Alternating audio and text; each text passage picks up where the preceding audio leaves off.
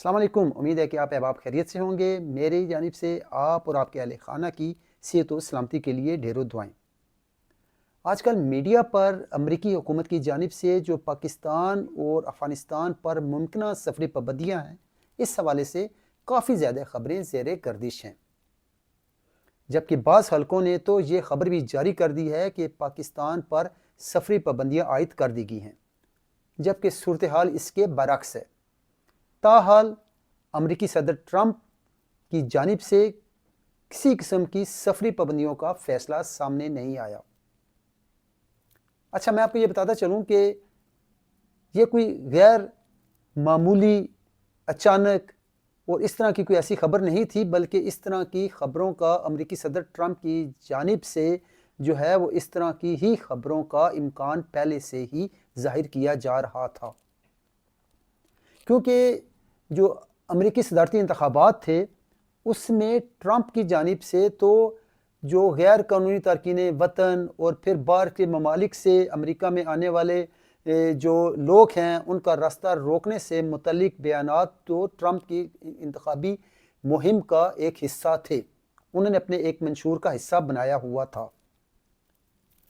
اور اس میں وجہ یہ ظاہر کی گئی تھی کہ اس وقت جو امریکہ کے جو حالات، معاشی حالات اتنے مستحکم نہیں ہیں، مہنگائی جو ہے وہ بہت زیادہ بڑھ گئی ہے، ملازمتیں بھی کم ہیں، لوگ معاشی طور پر بھی پریشان ہیں، اور ضروریاتی زندگی کی اشیاء جو ہیں ان کی قیمتیں بھی اس وقت آسمان سے باتیں کر رہی ہیں۔ تو ان تمام تر معاملات کو انہوں نے اس کی جڑ صرف ایک ہی چیز کو قرار دیا تھا، وہ امریکہ میں بسنے والے 1,20,00,000 تارکین وطن کو ہی ٹرمپ نے ذمہ دار قرار دیا تھا، اور یہی وجہ ہے کہ ٹرمپ کی جانب سے یہ واضح طور پر کہا گیا تھا، انتخابی ریلیوں میں انہوں نے انتخابی منشور کے طور پر اس نعرے کو استعمال کیا تھا اور کہا تھا کہ وہ برسر اقتدار آ کر امریکہ سے ان کی پہلی ترجیح یہ ہوگی کہ غیر قانونی تارکین وطن کو ان کے اپنے آبائی ممالک میں بھیجا جائے گا، اور پھر ایسے لوگ جو امریکہ کی سلامتی کے لیے نقصان دہ ہیں، ایک تھریٹ کا درجہ رکھتے ہیں، کوشش کی جائے گی، ہر ممکن ایسے اقدامات کیے جائیں گے کہ ایسے عناصر کے امریکہ میں داخلے کو روکا جائے۔ اور اچھا، اور یہ کوئی پہلی بات ہی نہیں، یہ پہلا ایسا معاملہ نہیں ہے، بلکہ ٹرمپ نے اپنے پہلے دور صدارت میں یعنی 2017 میں بھی اسی طرح کی سفری پابندیوں کا اطلاق کیا تھا،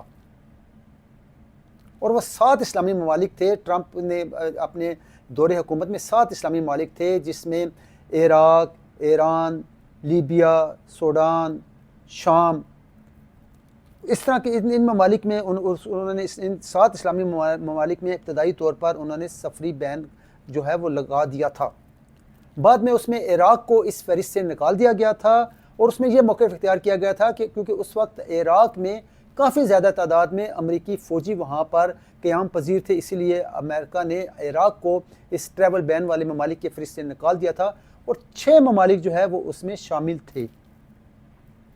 اس وقت بھی یہاں پر جو انسانی حقوق کی تنظیمیں ہیں امریکہ میں، انہوں نے بھی ٹرمپ کے اس فیصلے کو کوئی اچھی نظر سے نہیں دیکھا تھا، اور 6 اسلامی ممالک پر ٹریول بین کے فیصلے کو یہاں کی عدالتوں میں چیلنج کیا گیا تھا۔ معاملہ چلتے چلتے سپریم کورٹ تک پہنچا۔ سپریم کورٹ نے پھر اپنے فیصلے میں 2018 میں سپریم کورٹ نے جو فیصلہ دیا تھا اس میں انہوں نے ٹرمپ کے فیصلے کو انڈورس کر دیا تھا، یعنی انہوں نے ٹرمپ کے فیصلے کو صحیح قرار دیا تھا۔ امریکی سپریم کورٹ کے جو 5 رکنی جو بینچ تھا، سپریم کورٹ کے 5 جج اس میں شامل تھے، جس میں 4 ججز نے یہ کہا تھا کہ ٹرمپ کی جانب سے امریکہ کی سلامتی کے لیے جو فیصلہ کیا گیا تھا سفری پابندیوں کا، یہ فیصلہ بالکل برحق ہے، ٹھیک ہے، جبکہ ان 5 میں سے ایک جج نے اس فیصلے سے اختلاف کیا تھا، اور پھر ان ممالک پر جو ہے وہ سفری پابندیاں رہیں، اور اس کے بعد جو بائیڈن جو ہیں، امریکی صدر جو بائیڈن جب وہ برسر اقتدار آئے تو انہوں نے پھر ان ممالک سے جو پابندیاں ہٹا دی تھی، سفری پابندیاں ان 6 اسلامی ممالک سے، غالباً 2021 میں۔ اچھا، اب جو صدر ٹرمپ جو ہے ان کا سابقہ امریکی صدر جو بائیڈن کے ساتھ جو مین اختلاف تھا اور ہے وہ یہی تھا کہ کیونکہ جو بائیڈن امریکی صدر ہیں وہ امیگریشن کے حوالے سے ان کی پالیسیاں نرم تھی، لیکن ٹرمپ کا یہ کہنا تھا کہ امیگریشن کے حوالے سے پالیسیاں سخت ہونی چاہیے، کیونکہ اس طرح کی نرم پالیسیاں ہیں وہ امریکہ کی داخلی سلامتی کے لیے وہ سود مند نہیں ہیں۔ جبکہ صدر جو بائیڈن جب برسر اقتدار آئے تو انہوں نے امریکی صدر کے ان 6 اسلامی ممالک پر جو ایک بین تھا اس پر اس سفری پابندیوں کے فیصلے کو ہٹاتے ہوئے اس فیصلے کو امریکہ کیا ایک آپ یہ کہہ سکتے ہیں کہ اس کے لیے امریکہ کے لیے ایک داغ قرار دیا تھا اس فیصلے کو۔ بہرحال اس وقت جو ہے یہ جو خبر جو اس کا جو ایک مین جو سورس ہے وہ خبر جن ذرائع سے سامنے آئی ہے وہ ایک امریکی جو ایک خبر رساں ادارہ رائٹرز ہے اس کی ایک خبر جو ہے اس کے تحت یہ سامنے معاملہ آیا ہے۔ کیونکہ 20 جنوری کو جب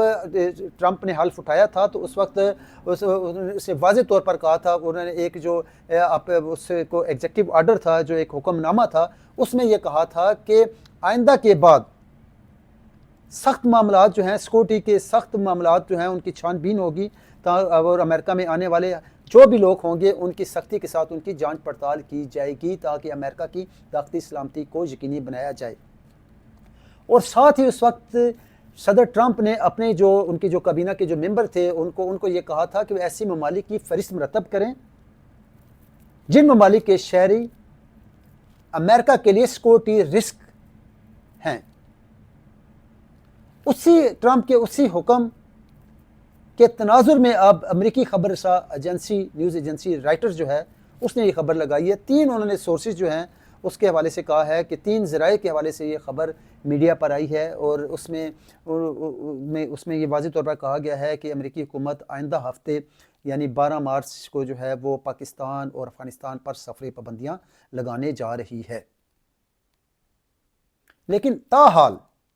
ابھی تک کسی بھی امریکی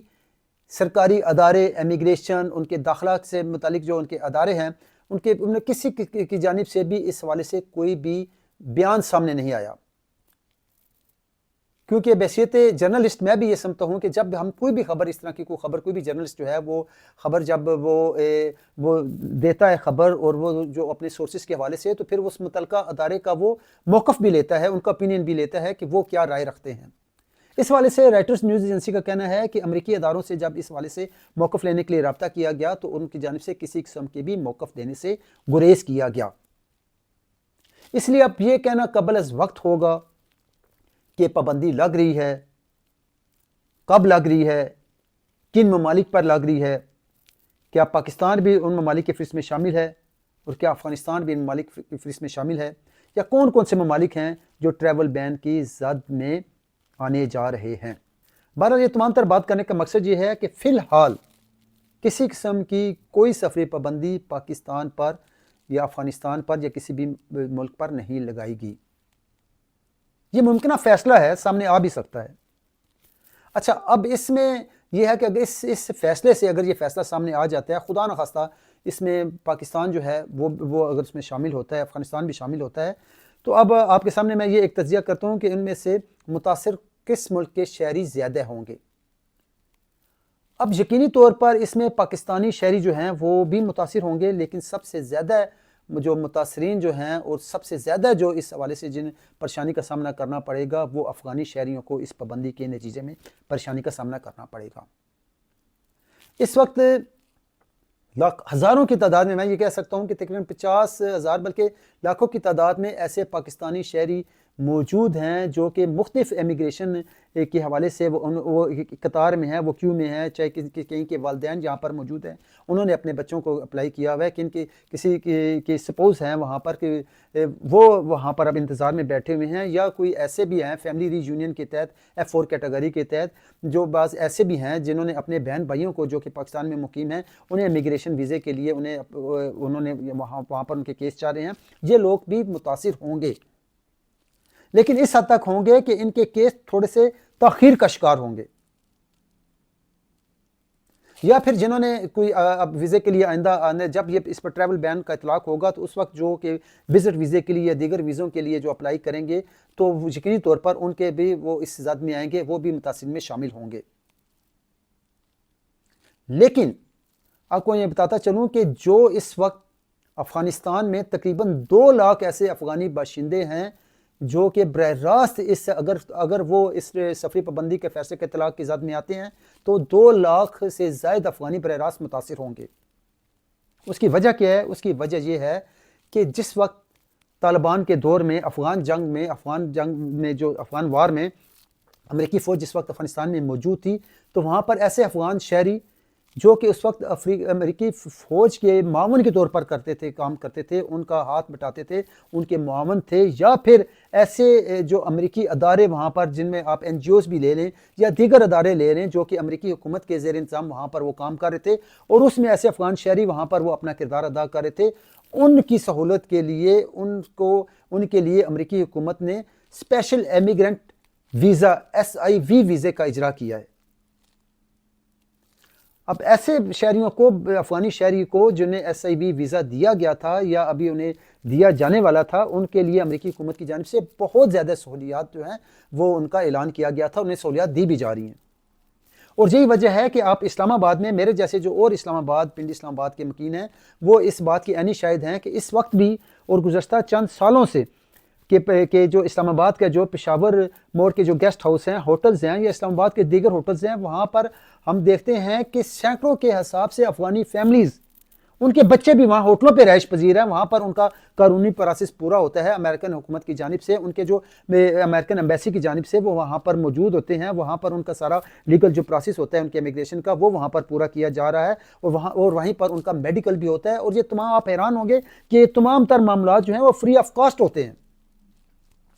ان کا فری میڈیکل ہوتا ہے، اور انہیں یہاں پر پاکستان سے یہاں پر جو امریکہ میں لایا جاتا ہے تو ان کی کوئی سفری جو ہے، ان کے اخراجات بھی نہیں ہوتے، وہ بھی امریکی حکومت کی جانب سے خصوصی انہیں فنڈز کا اجرا کیا جاتا ہے۔ اور ایسے افغان شہری جو کہ SI ویزے کے تحت یہاں پر امریکہ میں پہنچتے ہیں، یہاں پر آتے ساری انہیں اسپیشل کارڈز جو ہوتا ہے، راشن کارڈز جو ہوتے ہیں، وہ انہیں کا اجرا کیا جاتا ہے، فوڈ سٹیمپس انہیں اجرا کی جاتی ہے، جن کے تحت انہیں گروسری کے لیے اچھی خاصی انہیں سہولیات موجود ہوتی ہیں۔ پھر آتے سار انہیں 10,000 سے 15-20,000 ڈالر انہیں اضافی طور پر انہیں اپنے سٹارٹنگ کے اخراجات کے لیے دیے جاتے ہیں، اور پھر نہ صرف یہ تمام سہولیات دی جاتی ہیں بلکہ جس وقت وہ کسی بھی جگہ پر ملازمت کے لیے، ایسے افغان شہری جو کہ اسپیشل امیگرنٹ ویزے کے تحت آتے ہیں، جب وہ کسی بھی ملازمت کے لیے اپلائی کرتے ہیں تو یہاں پر ترجیحی بنیادوں پر امریکن حکومت کی جانب سے انہیں ملازمتیں بھی دی جاتی ہیں۔ یہ کتنی بڑی سہولیات ہیں، اور اگر افغانستان اس ٹریول بین کی ذات میں آتا ہے، سفری پابندی کی ذات میں آتا ہے، تو پھر یہ تمام جو ہے وہ تمام تر ان سہولیات سے ہے وہ یہ محروم ہو جائیں گے۔ اور اس میں امریکی صدر ٹرمپ کا موقف یہ ہے کہ جس وقت ہم اتنے لوگوں کو اکاموڈیٹ کرتے ہیں یہاں پر، تو ہمارے خود اپنے معاملات ایسے ہیں، یہاں پر ایک معیشت کا جو ہے وہ اس کی خراب صورتحال ہے، مہنگائی اپنے عروج پر ہے، تو امریکی صدر ٹرمپ نے جو اپنا انتخابی منشور بنایا تھا اس میں یہ کہا تھا کہ اس کی اولین ترجیح جو ہے وہ امریکی شہریوں کا معیار زندگی ہے، اس کو بلند کرنا ہے، اس کو بہتر بنانا ہے، یہاں کے معاملات میں آسانیاں پیدا کرنی ہیں امریکن شہریوں کے لیے۔ اور یہی وجہ ہے کہ یہاں پر امریکن کی ایک کثیر تعداد نے اسی نعرے کی بنیاد پر ہی وہ ٹرمپ کو سامنے لے کر آئے ہیں۔ کیونکہ میں آپ کو یہ بتاتا چلوں کہ میں یہاں پر تقریباً مجھے 5 ماہ ہو گئے ہیں، میں یہاں پر امریکہ میں آیا ہوا ہوں، تو یہاں پر جو اس سے پہلے جو 10-20 سال سے جو دیگر ممالک سے آئے ہیں، چاہے وہ پاکستان سے آئے ہیں، افغانستان سے آئے ہیں یا افریقن کنٹری سے آئے ہیں، ان لوگوں کا یہ کہنا تھا کہ کورونا والے ایپیسوڈ سے پہلے، آج سے 5-6 سال پہلے صورتحال یہ تھی کہ جب بھی وہ کسی سٹور میں جاتے تھے، گروسری کے لیے جاتے تھے، تو پورے مہینے کی جو گروسری ہے وہ $150 میں ان کی کارٹ جو ہے وہ بھر جاتی تھی، اور پورے مہینے کی ان کے گھر کے جو ان کے کھانے پینے کی چیزیں ہیں، دیگر جو لازمات ہیں، وہ پورے ہو جاتے تھے۔ لیکن اب ان 4-5 ماہ میں جو میرا بھی ایک پرسنل بھی تجربہ ہے کہ جب کسی بھی یہاں کے ڈپارٹمنٹ یہاں پہ کسی گروسری سٹور میں جاتے ہیں تو کم از کم بھی جو 150 میں آپ کے مہینے میں آپ کے گھریلو جو اشیاء جو استعمال ہوتی تھیں، اب وہ $150 سے بڑھ کر وہ اس وقت وہ 350-400 تک کی ایوریج چلی گئی ہے۔ تو کتنا بڑا فرق ہے، کتنی چیزوں میں مہنگائی ہو گئی ہے۔ تو بہرحال یہ وہ تمام تر معاملات تھے جس کے تناظر میں اب امریکن حکومت ہے وہ یہ سوچ رہی ہے کہ ٹریول بین کا بھی اجرا کیا جائے گا، غیر قانونی تارکین وطن جو کہ 1 کروڑ اور تقریباً 10-12 لاکھ ہیں، انہیں بھی ان کی اولین ترجیح ہوگی کہ ان کے معاملات بھی جو ہیں ان کو بھی یہاں سے رپورٹ کیا جائے۔ تو انہی باتوں پر میں آپ سے اسی ویلاگ کے ساتھ ہی میں آپ سے اجازت چاہوں گا۔ اپنی دعا میں یاد رکھیے گا۔ السلام علیکم۔